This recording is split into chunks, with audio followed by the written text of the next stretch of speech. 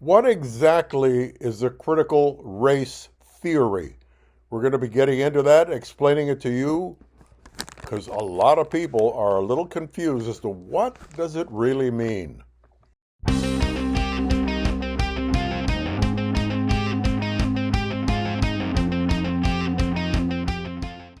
Legislators in Tennessee and Idaho have banned its teaching from their public school curriculum, while parents in Texas oppose a school district's efforts to combat racism with cultural awareness lessons, which some consider a critical racial theory.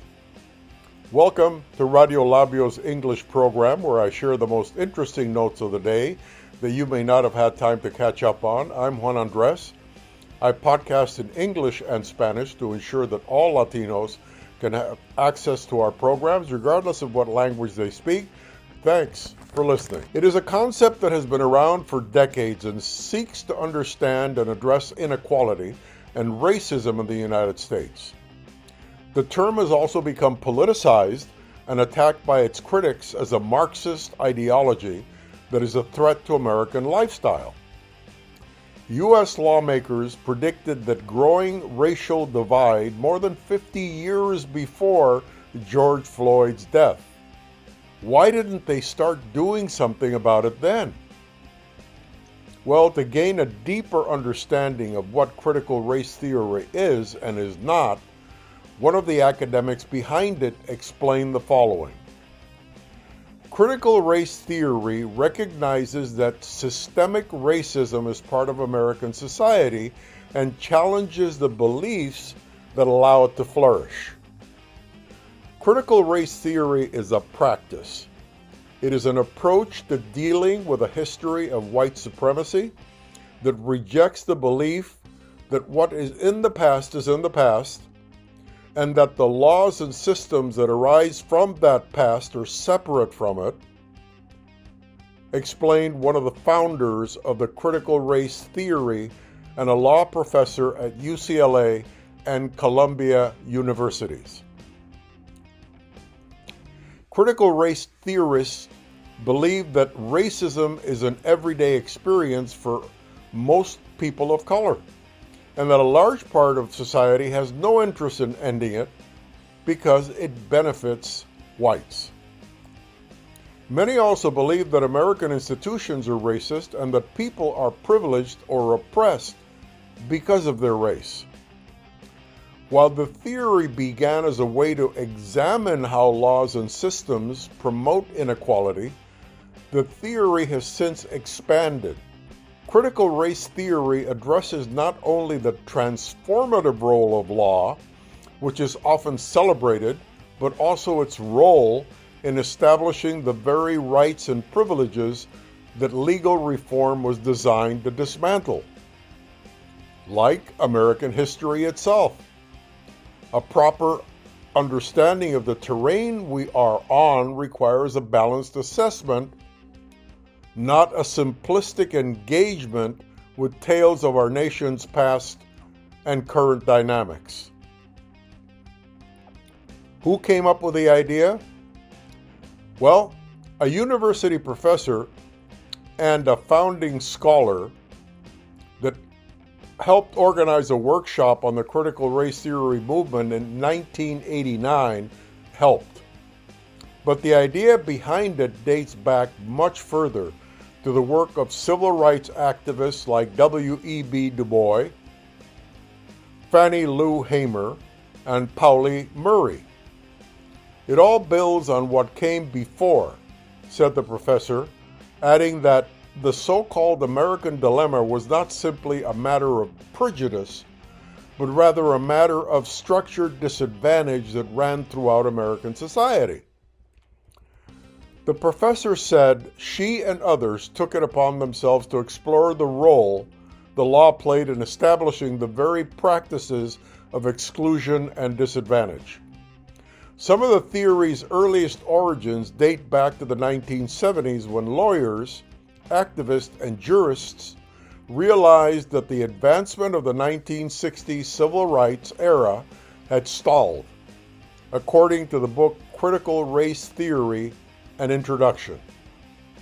A group of intellectuals attended a 1989 conference in Wisconsin that focused on new strategies to combat racism. Some critical theorists of race also believe that notions of race are products of thought and social relations, not of biology.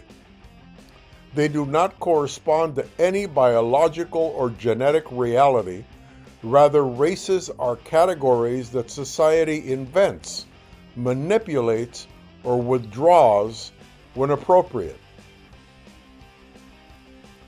How has it evolved over the years? The theory has a passionate group of followers who are mostly academics.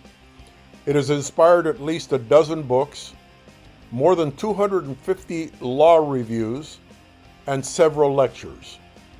At this point, it's broader than any specific discipline or school of thought. It's not even uniquely American.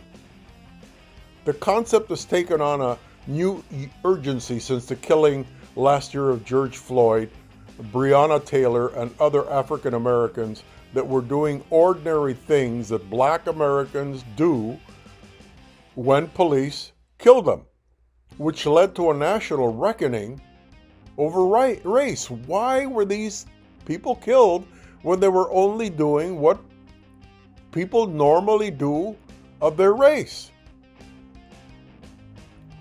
Over the past year, many Americans have called for a systemic racism test through education, like the New York Times Project 1619, teaching in schools. The Pulitzer Prize winning project reshapes American history around the date of August of 1619, when the first slave ship washed ashore in the United States. Where is it taught? Cornell and Harvard universities have done research on this, and so have the National Institute of Health. The theory has also led to similar groups focused on Asian American, Latino, and American Indian racial experiences. Most schools in the United States teach little or nothing about the history of Asian Americans, and this hurts everyone, experts say. The Centers for Disease Control and Prevention, the CDC, had scheduled a critical race theory training last fall before the White House under Donald Trump canceled the program. Until now, President Joe Biden has been more receptive to critical race theory.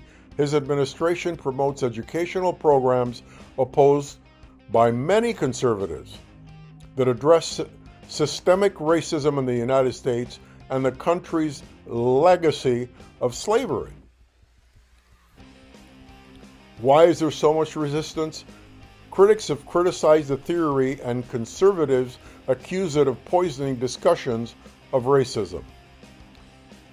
President Trump opposed the teachings of Project 1619 in schools and prohibited federal agencies from conducting racial sensitivity training related to critical race theories. His administration called it divisive and anti-American propaganda. Students at our universities are awash in critical race theory. This is a Marxist doctrine that holds that America is an evil and racist nation, that even young children are complicit in oppression, and that our entire society must be radically transformed, said Donald Trump during his presidency. Critical race theory is imposed in our children's schools, it is imposed in our training in the workplace, and is implemented to destroy friends, neighbors, and families, continued Mr. Trump. Tennessee State Senator Brian Kelsey, a Republican, argued on Twitter that critical race theory is harmful to students because it teaches that American democracy is a lie. It teaches that the rule of law does not exist and is instead a series of power struggles between racial groups. One of the professors that founded the critical race theory points out that mere recognition of the nation's history of racism has long been denigrated to something unpatriotic and anti-American. It is worth acknowledging that we have been here before. For his nonviolent civil rights agitation, Martin Luther King was singled out by the FBI as the most dangerous man in America, explains the professor, when all he was doing was nonviolently protesting over his loss of civil rights. The grandson of labor icon Cesar Chavez as a warning for the United States and its battle for the right to vote. Black civil rights and freedom movements were targeted, monitored, and disrupted by the FBI. Black Lives Matter has been labeled by some in law enforcement as a terrorist organization. So racial justice work has always had an uneasy relationship with the federal government, no matter who was the president. Something to think about. I was curious. I've heard a lot about the critical race theory, and I've listened to arguments on both sides, from liberals as well as conservatives. And I really wanted to understand exactly what it is. And I found this article that was very, very informative, and with quotes from one of the professors that came up with the idea. And I hope that you found it as interesting as I did. And as I run into more and more articles that wake up my curiosity, I will share them with you.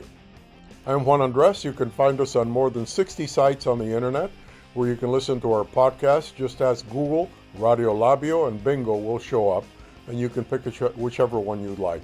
On my behalf, as well as my colleague Yvonne Encinas, and our manager and fellow on-air personality, Francisco Maldonado, thank you for listening, and we'll see you next time.